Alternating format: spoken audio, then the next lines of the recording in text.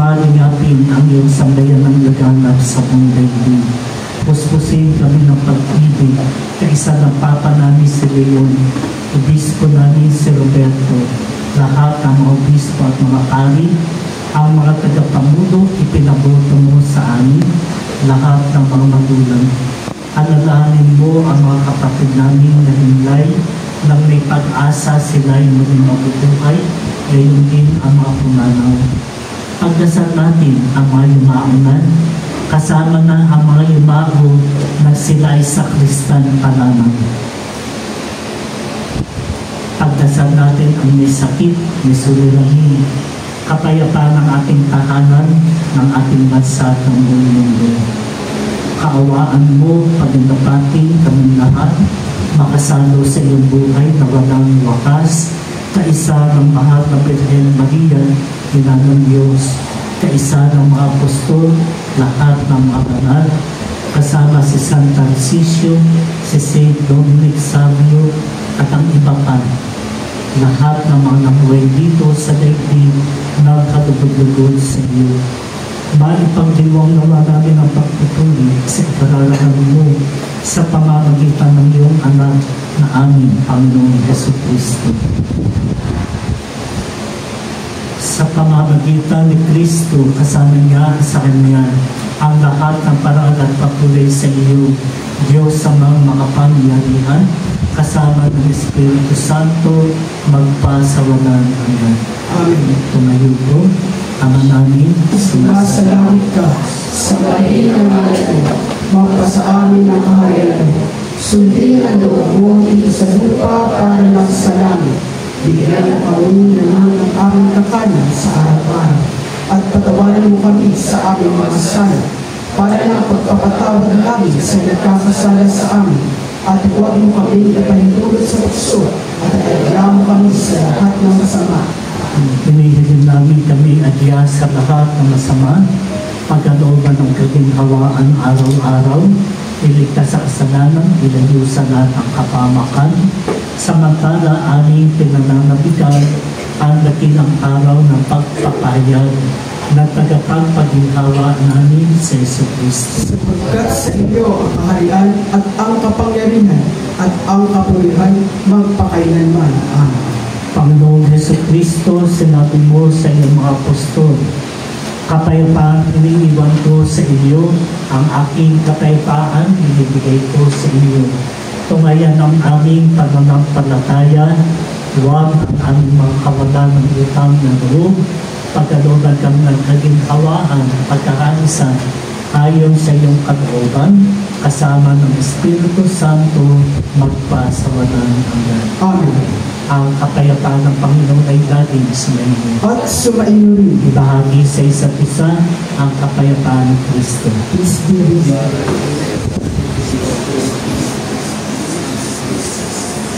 Kordero ng Diyos, Na nag-aalis ng mga kasalanan ng sanlibutan, maawa ka sa amin. Kordero ng Diyos na nag-aalis ng mga kasalanan ng sanlibutan, maawa ka sa amin. Kordero ng Diyos na nag-aalis ng mga kasalanan ng sanlibutan, ipagkaloob mo sa amin ang kapayapaan. tumuhog na po ang lahat. Narito ang poder ng Diyos na nag-aalis ng kasalanan ng sanlibutan. Mapapalad tayo, inaanyayahan, makisalo sa kanyang tubig. Panginoon, hindi ako karapat-dapat na magpatuloy sa iyo, ngunit sa isang salita mo lang ay gagaling na ako.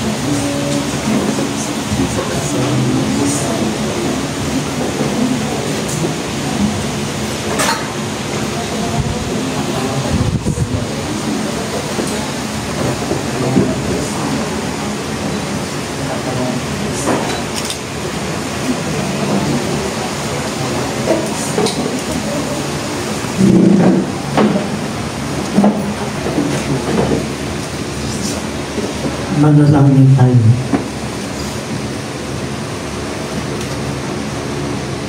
Amang mapagmahal, ang aming pakikinabang sa piging na banal, magdulot nawa sa amin ng kaligtasan, magtanghal sa amin sa luningning ng iyong katapatan, sa pamamagitan ng Jesucristo, kasama ng Espiritu Santo, magpasawalang hanggan. Amen. Pag merong natitirang komunyon na hindi naubos, saan inilalagay? Sa tabernakulo.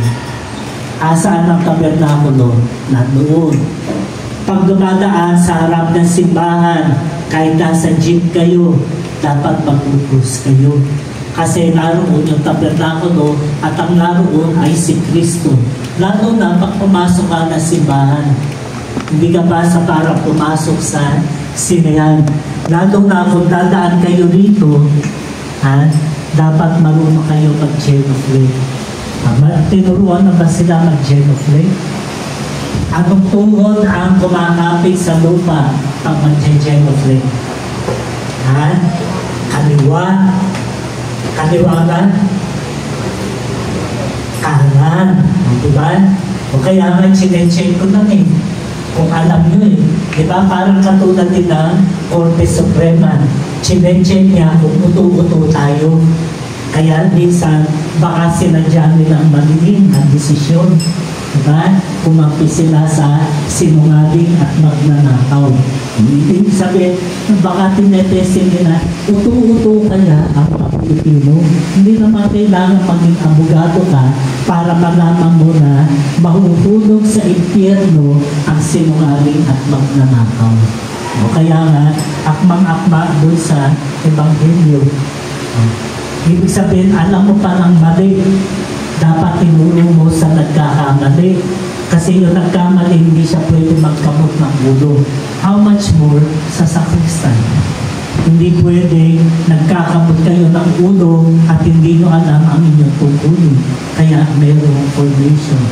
So, ang hindi natututo, pwedeng pagbakasyon. Tumahimik tayo sa mandali. Pagdasal natin lahat ng kabataan. Pagdasal din natin ang inyong mga magulang. Pagdasal din natin ang inyong mga mentor, ang inyong mga teacher. Mahalaga ang pag-aaral nyo sa eskwela upang magamit nyo sa paglilingkod sa simbahan, magamit nyo rin sa paglilingkod sa inyong pamilya at pagdating sa kapwa. Kasama na ang pag-aaral ng Ingles. Hindi natin alam kung totoong hindi alam ng Senate President ang ibig sabihin ng fourth wheel o binaboy niya ang interpretasyon. At dahil siya lang ang nakakaalam, kung alam niya at binaboy niya, mabigat ang kanyang pagbabayaran. At kung hindi naman niya alam na totoo, mabigat ang pagbabayaran ng English teacher niya na hindi siya tinuruan. Pagdasalin natin ang mga yumaon. Eternal rest, grant unto them, O Lord, And let perpetual life shine upon them. may they rest in peace. Amen. Sumainyo ang Panginoon At sumainyo sa tulong ng panalangin ng ating mahal na ina, ni San Jose, ni San Tarcisio, at ni San Dominic Savio. Pagpalain kayong lahat ng makapangyarihang Diyos, ang Ama, Anak, at Espiritu Santo. Amen. Thank you. Tapos na ang pagdiriwang. God bless you all.